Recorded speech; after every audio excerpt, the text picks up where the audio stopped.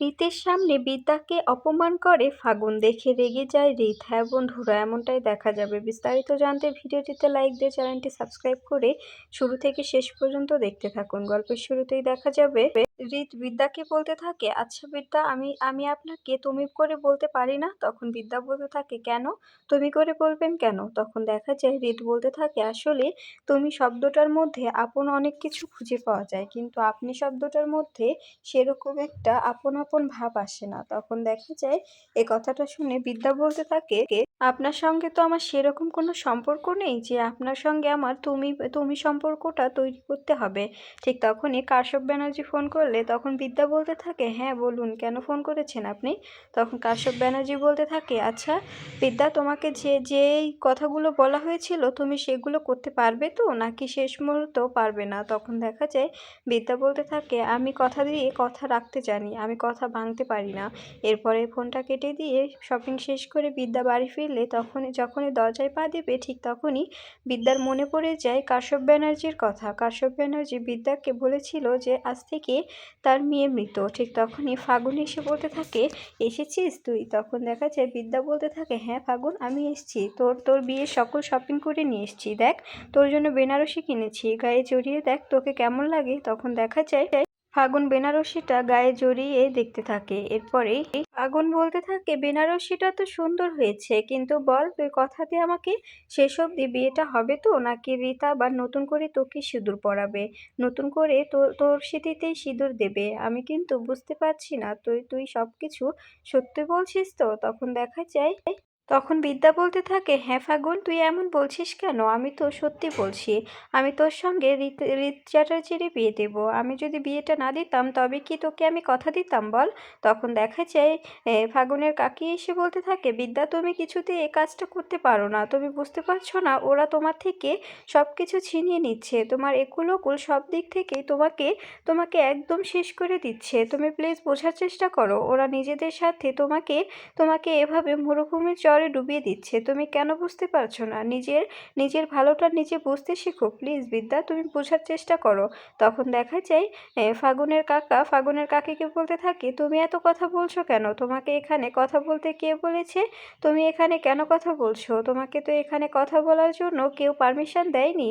বিদ্যা বিদ্যা যেটা করছে সেটা বিদ্যাকে করতে দাও, তুমি বিদ্যাকে প্লিজ আটকাবে না, তোমার কাছে হাত জোড় করছি, বিদ্যাকে কিছুতেই তুমি আটকাবে তোমার কাছে হাত জোড় করে রিকোয়েস্ট করছি। এরপরে বিদ্যা বলতে থাকে, আমি আমি বিয়েটা দেব কাকিমুনি, তুমি চিন্তা করো না, আমার কিচ্ছু হবে না। আমি আমি ফাগুনের সঙ্গে রীত চ্যাটার্জির বিয়েটা দেব। রীত চ্যাটার্জিকে ফাগুন ভালোবাসে, আর আমি আমি আমার কলেজটাকে ভালোবাসি, আমি আমার কলেজ স্টুডেন্ট সবাইকে রক্ষা করতে সব কিছু করতে পারি, আমাকে যা করতে হবে আমি তাই করব, কিন্তু আমি কলেজটা কিছুতেই ভাঙতে দেব না, কলেজটা আমি অবশ্যই অবশ্যই বাঁচাবো, আমি কলেজের কোনো ক্ষতি হতে দিতে পারি না। এরপরে দেখা যায় তখন ফাগুনের কাকি বলতে থাকে, বিদ্যা, তুমি বুঝতে পারছো না, তোমাকে ওরা ওরা ট্র্যাপে ফেলছে। তুমি তুমি এদিকে ফাগুনকে বিয়ে দেবে, ওদিকে তোমার কলেজটা ভেঙে গুড়িয়ে দেওয়া হবে। ওরা ওরা নিজেরা প্ল্যান করেছে, আমি নিজের কানে শুনেছি, প্লিজ বোঝার চেষ্টা করো।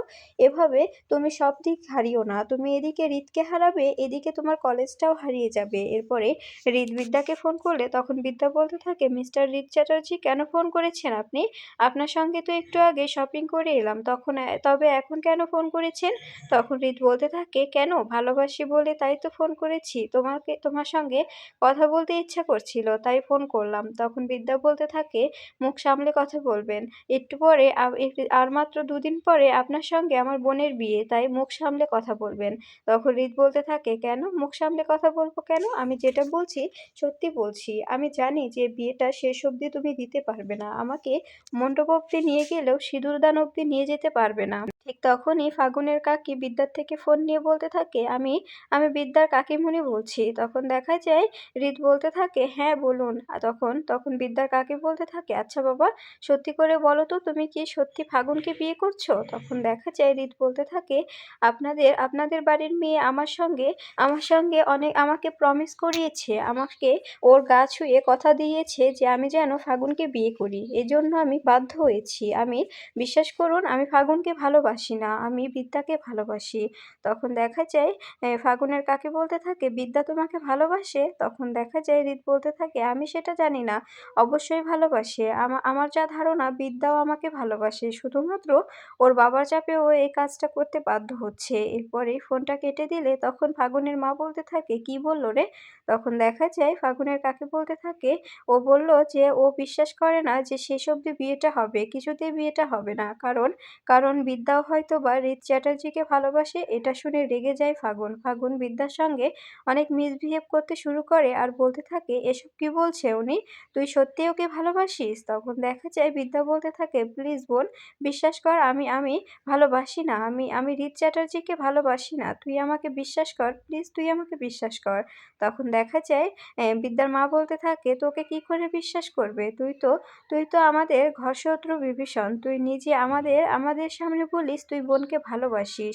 আবার বোনের স্বামীর সঙ্গে ফষ্টি-নষ্টি করতে তোর একটুও বাধে না? তখন দেখা যায় ফাগুন বলতে থাকে, প্লিজ আমাকে আবার জোকার সাজাস না। সবার সামনে এভাবেই বারবার বসে যে গিয়ে আমি জোকার সাজতে চাই না। আমাকে প্লিজ তোরা ইচ্ছে করে আর জোকার সাজাস না। তখন দেখা যায় বিদ্যা বলতে থাকে, তুই কোনো চিন্তা করিস না বোন, তোর বিয়েটা হবে। তুই কোনো জোকার সাজবি না। তখন দেখা যায় বিদ্যাকে রায়া ফোন করে বলতে থাকে, ম্যাম আপনার সঙ্গে একটু কথা বলার ছিল। আমার খুব ভয় করছে তো তাই।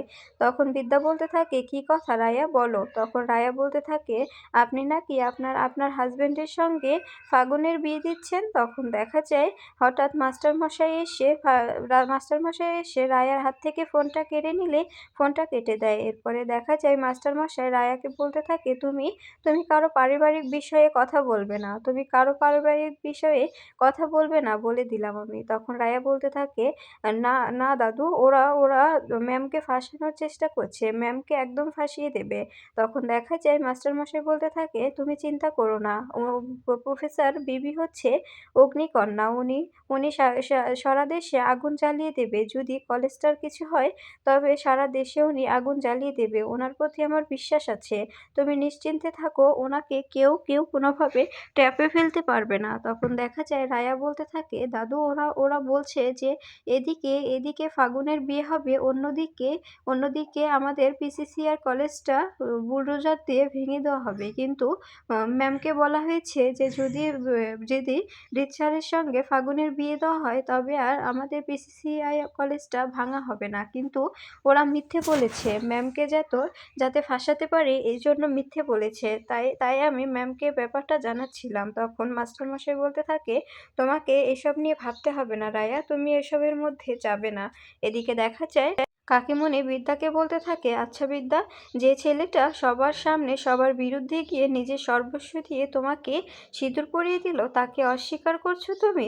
তোমার একটুও বিবেকে বাজছে না? সেই ছেলেটাকে এভাবে ঘোরাতে তোমার একটুও কষ্ট লাগছে না? এভাবে ছেলেটাকে তুমি কেন ঘোরাচ্ছ বিদ্যা? তুমি বোঝার চেষ্টা করো, ছেলেটা তোমাকে অনেক ভালোবাসে। তাই ছেলেটাকে এভাবে আর ঘুরিও না। তখন বিদ্যা বলতে থাকে, তুমি ভুল করছো কাকিমা, তুমি ভুল করছো। আমি ওকে ভালোবাসি না। তখন দেখা যায় কাকি বলতে থাকে, তুমি ভালোবাসো, আমি জানি। তুমিও হৃদ চ্যাটার্জিকে ভালোবাসো। শুধুমাত্র তোমার বাবার কথায় তুমি কষ্ট পেয়ে এই সিদ্ধান্তটা নিতে বাধ্য হয়েছো। তুমি বিশ্বাস করো, ওরা তোমাকে মিথ্যে বলছে যে ওই পিসিসিআই কলেজটা ভাঙবে না। কিন্তু আমি ওদের প্ল্যান করতে শুনেছি, ওরা পিসিসিআই কলেজটা ভেঙে দেবে। বিশ্বাস করো তুমি, ওরা পিসিসিআই কলেজটা ভেঙে দেবে।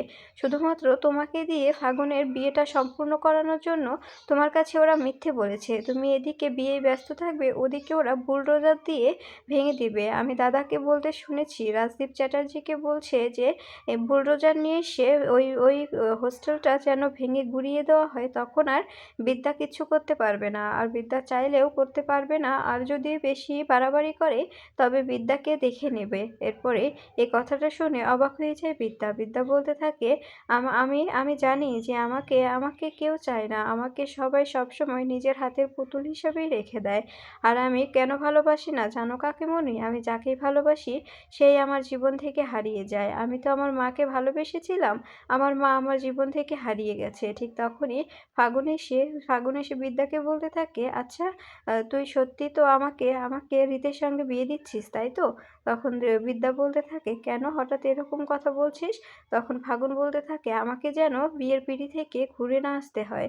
বারবার যেন আমাকে জোকার না সাজতে হয়। আমি তোকে বলে দিলাম, আর যদি আবার রীত তোকে সিঁদুর পরিয়ে দেয়, ব্যাপারটা কিন্তু একদম, একদম খারাপ হয়ে যাবে। নাকি তোরা প্ল্যান করে আছিস যে সবার সামনে আমাকে অপমান করে নিজের স্মৃতি আবার রাঙিয়ে নিবি?" তখন দেখা যায় বিদ্যা বলতে থাকে, "বোন তুই এসব কি বলছিস? আমি তোর দিদি হই। তুই আমার সঙ্গে এভাবে কথা বলতে পারিস না। আমি তোকে কথা দিয়েছি ঋত চ্যাটার্জির সঙ্গে তোর বিয়ে দেব, আমি তোর বিয়েটা সম্পূর্ণ করেই ছাড়বো।